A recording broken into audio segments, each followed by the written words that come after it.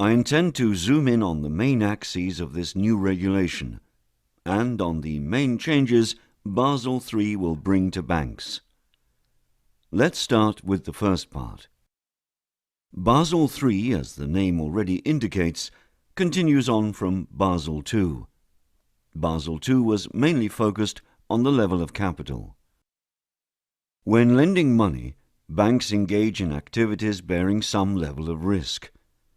For this, Basel II presupposes that some risks come with lending, and part of the capital has to be set aside to cover these risks. To illustrate this, we will take BNP Paribas Fortis as an example, using some round numbers to render the comparison somewhat easier.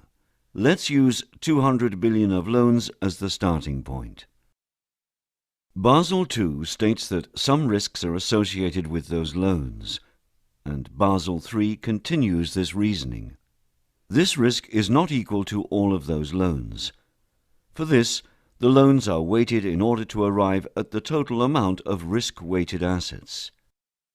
Returning to the 200 billion of loans, some are weighted at 100%, some at 50% or less. In this instance, 200 billion of loans give us 100 billion of risk-weighted assets. Basel II told banks to set aside 2.5% on the risk-weighted assets, or 2.5 billion in this case. Basel III is using the same concepts, but imposes not 2.5%, but 7%, or even more, depending on the nature of the activities and the type of bank. This was the first axis, leading to a considerable increase in the required capital for banks. The second element Basel III adds relates to the size of the balance sheet. In past years, we have seen balance sheets of banks growing significantly. Basel III insists on limiting this and even stimulates banks to take initiatives to reduce them. The way to impose this is by putting a limit on the size of the activities a bank can develop, compared to its own capital. For this, a leverage ratio has been developed.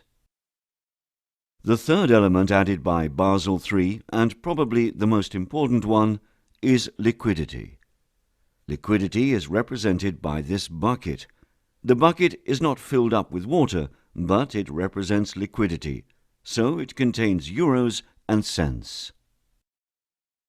What is liquidity to a bank?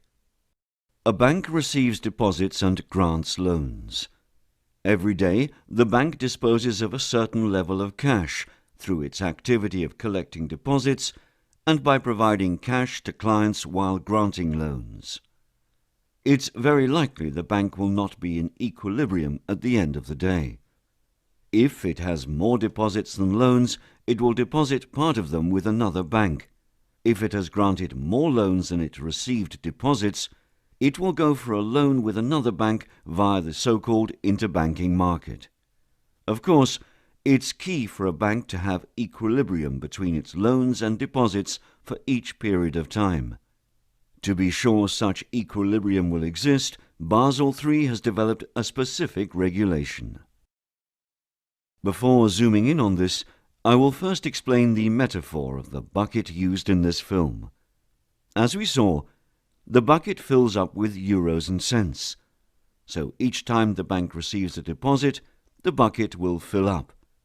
Each time the bank grants a loan, some liquidity will leave the bucket.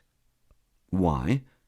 Because the related cash will be with the corporate client, with the individual, or with the person who sold a good to this individual. Still, another aspect requires an explanation before we can tackle the regulation itself. The in- and outgoing cash flows are very typical to each bank. I can explain this as follows. A savings bank is specialized in the collection of deposits. Its bucket will fill up at high speed and can even have an overflow. At the other end of the spectrum, a merchant bank specialized in lending activities to large corporates will see its buckets emptied at high speed. It's mainly the speed of the bucket filling up and emptying that is typical for each bank. For this, Basel III imposes standardized stress tests on all banks. In fact, Basel III compels banks to have sufficient liquidity available during a period of 30 days of stressed conditions. In normal conditions, one can expect a loan to be reimbursed completely at its maturity date. This is not the case during the stress test window of 30 days. Then only 50% serves to reimburse the bank, and the bank has to inject the other 50% in the economy by granting new loans. So for loans at maturity, 50% leaves the bank again. Let's have a look at the treatment of deposits. The first category is deposits from individuals and from small and medium-sized companies. Basel III states they leave the bank at 5% or 10%. So during the 30-day stress period, 5 or 10% of those deposits will basically walk out the door. For deposits received from banks, the runoff percentage is at 100%, meaning they will leave completely before the end of the stress test. Of course, a third category exists, the one relating to deposits from corporates. Here, a very important notion is introduced by Basel III. 25% or 75% of the deposits of corporates will leave, depending on the existence or non-existence of an operational relationship between the bank and the corporate. In other words, if a bank has 10 billion corporate deposits and an operational relationship with these clients, 2.5 billion will be lost. Suppose no operational relationship exists. The bank might even lose 7.5 billion of these deposits. The result is a 5 billion difference in the stress test for Basel III. We'll come back on this Basel III tendency to guide banks towards more traditional activities. I have explained that at all times enough liquidity has to be available to comply with the stress test. This will put pressure on the net results. Remember also that the required increase in the capital must be set aside. So we are dividing something becoming smaller by something becoming larger. This leads to a reduction in return on equity for banks. This is a very tangible Basel III impact on banks. The primary challenge to a bank is the managing of the equilibrium between loans and deposits. This is a fundamental daily challenge that will drive the banks. As I have explained, banks face a profitability challenge. Revenues from cross-selling will be welcome, and on top of this, cross-selling will be required to manage the equilibrium loans-deposits. However, this cross-selling also leads to more operational intimacy, the kind of operational relationship we referred to earlier. So, while managing the balance between deposits and loans, cross-selling will also be key.